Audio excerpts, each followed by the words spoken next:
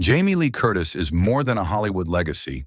She's a reinvention artist, a survivor, a creator, and one of the few entertainers whose journey reflects not only the evolution of film, but also the evolution of the self. Her life isn't just a string of box office hits or award speeches. It's a study in honesty, transformation, and endurance. Born on November 22, 1958, in Santa Monica, California, Jamie came into the world under the glow of celebrity. Her mother, Janet Leigh, was already a screen legend thanks to Alfred Hitchcock's Psycho, and her father, Tony Curtis, was one of Hollywood's most charismatic leading men. But Jamie Lee never felt protected by fame. In fact, she grew up watching the emptiness behind the glitter. Her parents divorced when she was young, and while her last name opened doors, it never guaranteed her confidence or peace. Still, she carried a spark. After briefly attending the University of the Pacific, she left to pursue acting and quickly landed the role that would define the start of her career. Laurie Strode in John Carpenter's Halloween, 1978. Just 19, Jamie Lee captured fear and strength in a way that resonated with audiences across the globe. Laurie wasn't just a victim, she was a survivor, and in many ways so was Jamie. Halloween became a cultural phenomenon and the launchpad of the final girl horror trope. Curtis returned for sequels and took on similar roles in other horror staples like Prom Night, The Fog, and Terror Train. Her Scream Queen status was sealed, but Jamie wasn't satisfied being typecast as the damsel under threat. She wanted to grow beyond genre, beyond fear. In the early 80s, she began exploring comedy. In Trading Places, 1983, she played Ophelia, a sharp-witted sex worker with a golden heart, stealing scenes from comedy giants like Dan Aykroyd and Eddie Murphy. Later, she flexed her comedic muscles in A Fish Called Wanda, a performance that earned her critical acclaim and solidified her versatility. And in 1994, she starred alongside Arnold Schwarzenegger in James Cameron's True Lies, a blockbuster action comedy that showed her as sexy, physical, and hilariously relatable. Her iconic striptease scene, awkward, empowered, and unforgettable, became a pop culture moment. Despite her Hollywood success, Curtis's life wasn't always glamorous. Early in her career, a comment on set about her appearance pushed her toward cosmetic surgery and soon after an addiction to prescription opioids. For 10 years, she battled a hidden dependency that could have ended her life and career. But Jamie didn't let addiction define her story. She got sober in 1999 and has remained sober ever since, often speaking openly about her struggles to help others feel less alone. Her transparency, rare in Hollywood, has made her a role model for honesty and recovery. Alongside acting, Jamie pursued writing.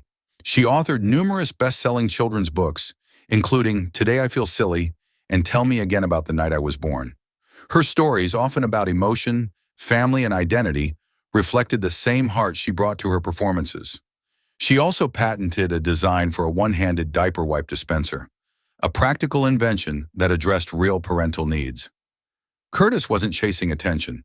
She was solving problems, telling stories, and making people feel seen. Family has always been at the center of her life. In 1984, she married actor and screenwriter Christopher Guest, best known for This Is Spinal Tap and other mockumentary classics. Their bond was quiet and enduring, a rarity in Hollywood. They adopted 2 children, Annie and Ruby, and Curtis made a point of staying present for them, even as her fame continued to grow. She's often said that her proudest roles are wife and mother. As the 2000s unfolded, Jamie stepped back from acting at times, focusing on family, philanthropy, and writing. Yet she never fully left the stage. She returned for Halloween reboots and sequels, reimagining Laurie Strode not just as a survivor, but as a traumatized warrior, a woman hardened by pain, yet still human. Her performances in the 2018 and 2021 Halloween films added emotional depth and urgency to a character long associated with youth and terror. The Laurie we met decades ago was now a mother, a fighter, a woman with scars both visible and invisible, and audiences embraced her all over again. Then in 2022 came Everything Everywhere All at Once, a film unlike anything she had done before. As IRS auditor Deirdre Beauberdre, Curtis ditched glamour for gut. She played a weary, bitter woman navigating the multiverse in her own emotional wreckage. The role was unflinching, strange, and deeply human. It earned her an Academy Award for Best Supporting Actress, her first Oscar win after decades of working in the industry. It was more than recognition, it was redemption.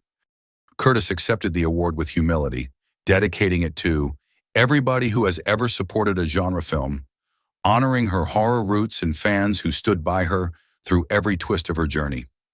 In that moment, Jamie wasn't just an actress being celebrated. She was a symbol of endurance, of growth, of showing up over and over again, flaws and all. While her acting career soared, Curtis expanded her influence behind the scenes. She launched Comet Pictures, a production company aimed at developing unique and genre-bending projects. She's since worked on a graphic novel series, executive-produced films about social issues, and developed television properties exploring themes like aging, justice, and mental health. In 2024, she starred in The Last Showgirl, a poignant drama about an aging Las Vegas dancer confronting the end of her career and the beginning of self-reflection. Critics praised Curtis for bringing vulnerability and steel to a role that asked, "What happens to women when the world stops watching?" She also took on a memorable guest role in the acclaimed series The Bear, playing a dysfunctional mother dealing with addiction and estrangement. Drawing from her own recovery journey, Curtis delivered a performance that felt painfully authentic. Viewers saw their own families, wounds, and reconciliations in her portrayal, and it reminded audiences once again, Jamie Lee Curtis doesn't act for applause. She acts to connect. But Jamie's recent impact hasn't been limited to the screen. In 2025, she co-hosted the LA Strong Telethon alongside Barbra Streisand to benefit Project Angel Food, a nonprofit providing meals to critically ill people across Los Angeles.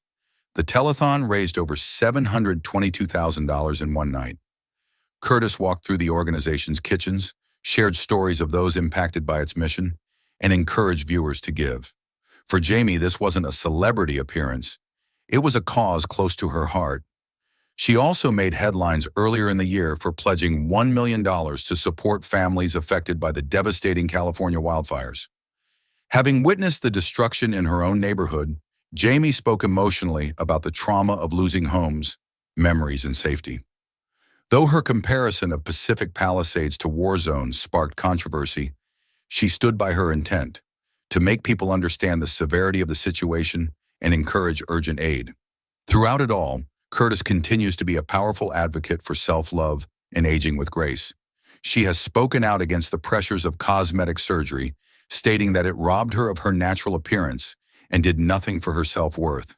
Instead, she champions authenticity, encouraging people, especially women, to embrace wrinkles, gray hair, and real bodies. In a culture obsessed with youth and perfection, Jamie Lee Curtis stands as a defiant counterexample, real, raw, and radiant. At 66, she shows no signs of slowing down. She is currently filming Freakier Friday, a sequel to the beloved 2003 comedy Freaky Friday, where she will reprise her role as the type A mother who swaps bodies with her chaotic teenage daughter. Fans are thrilled to see her return to comedy, especially alongside co-star Lindsay Lohan. She's also attached to a streaming crime drama, writing another children's book, and reportedly developing a limited series about women aging in Hollywood.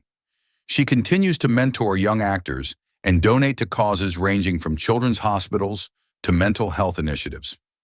Jamie Lee Curtis doesn't just perform roles, she lives them. She stretches their lessons across every platform, every room, every cause she touches. Looking back on her life, it's easy to see why Jamie Lee Curtis remains a beloved figure. Not because she's perfect, but because she never pretended to be. Her journey has been public, painful, joyful, awkward, and brave. She's a woman who has cried on talk shows, danced in movies, wrestled with addiction, raised a family, and somehow made it all look honest. Her greatest power isn't her acting. It's her ability to show up, year after year, as more of herself. In a world that often demands masks and performance, Jamie Lee Curtis is a breath of real air. She reminds us that life is not about erasing scars, but honoring them. It's about loving people where they are and daring to be vulnerable in rooms that prefer polish. It's about fighting for what matters, whether that's a story, a child, a meal for someone in need, or a second chance at life. Her story is far from over. And that's the best part. Because if we've learned anything from Jamie Lee Curtis, it's that her next chapter might just be her best yet.